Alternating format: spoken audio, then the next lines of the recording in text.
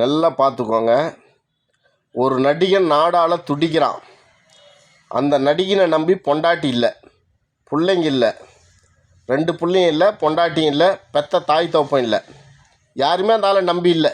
காரணம், அவன் யாரையும் கிட்ட கூட சேர்த்திக்கல.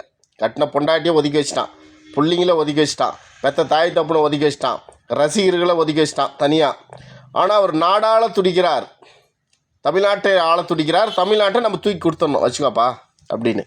உன் சொந்த வாழ்க்கையில் உருப்படியாக இருந்தியா? உன்னை நம்பி அந்த பொண்டாட்டியை காப்பாற்றினியா? உன்னை நம்பி பிறந்த பிள்ளைங்களை காப்பாற்றினியா? உன்னை பெற்று வாழாக்கி ஒரு ஸ்டார் ஆக்கின எனக்கு ஒப்படம் கஞ்சி ஊற்றினியா? எவனுக்கும் ஊற்றாத இவர் தமிழ்நாட்டு தலையெழுத்தை மாற்ற போகிறாராம். தமிழ்நாட்டு தலையெழுத்தை மாற்ற போகிறாராம். இதுக்கு ஐநா கூட்டங்கள், சில ஜோம்பிஸ்கள், சில அணில் கூட்டங்கள், சில வர்ச்சிஸ் வாரிஸ்கள் அப்படியே கிளம்புது.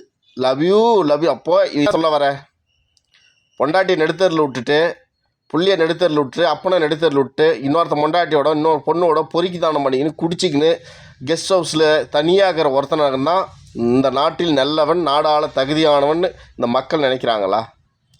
இதை நீங்கள் சொல்கிறீங்களா? முதல்ல சொந்த வாழ்க்கை, ஒரு அரசியலுக்கு வரும்போது சொந்த வாழ்க்கையை சுத்தமாக வச்சுக்கணும். சொந்த வாழ்க்கையை சுத்தமாக வச்சுக்காதவன் அரசியலுக்கு வர தகுதியற்றவன். அதை தெரிஞ்சுக்கோங்க. முதல்ல 1000 தான் இருந்தாலும் நம்ம நம்பி வர பொம்பளையை வெளியே அனுப்பவே கூடாது. எப்போ அனுப்பலாம் தெரியுமா? நம்ம இறந்துட்டு பின்னாடி நம்மளை கொல்லி வச்சுட்டு பின்னாடி அவன் வெளியே போகலாம். ஏன்னா நம்ம இல்லாத போது, நம்ம இருக்கும்போது நம்ம கூட தான் இருக்கணும். முதல்ல அதை செய்யுங்க. முதல்ல அந்த விதத்தில் சீமான் எவ்வளவோ உயர்ந்தவன். தன் மனைவி கூடவே வச்சுக்கிட்டு கூடவே இருந்துட்டு இன்றைக்கும் காதலோட ரொமான்ஸோடு வாழ்கிறான். இந்த விதத்தில் அஜித் எவ்வளோ பரவாயில்ல, சூர்யா எவ்வளோ பரவாயில்ல.